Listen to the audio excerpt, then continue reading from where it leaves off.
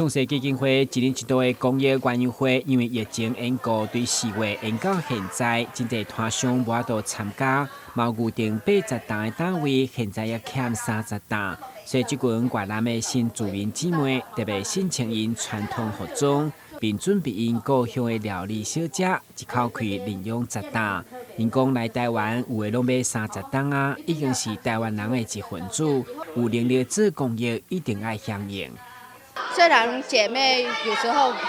都很忙哦，可是大家都想说，我们有时间哦，有闲就出闲，有力就出力，这样子，大家姐妹一起拿出来，不要一直说新住民就是需要别人帮助的那一群的，我们也是有能力，也有可以去帮助别人，这样有个心情来站出来的。对啊，越南新住民的姊妹小厅，包括校地公司、台南邮局、酷地生物科技等企业团体，拢热情赞助，提供经费甲义卖品。因为除了募集单位，包括园游馆的预定，嘛才只有2成，真需要大家伸出援手。优惠有准备1万张的园游券，可是我们才卖了2成，有差不多2000张。那对我们来讲，我们会觉得压力很大。那也希望我们大家能够共襄盛举这一次的活动以外呢，那有钱出钱，有力出力。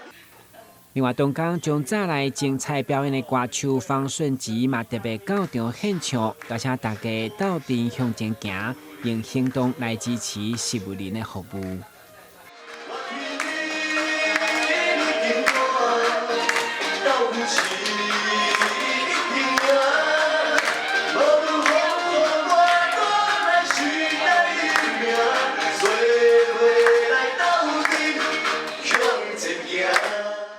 台新闻关之何乔邦采访报道。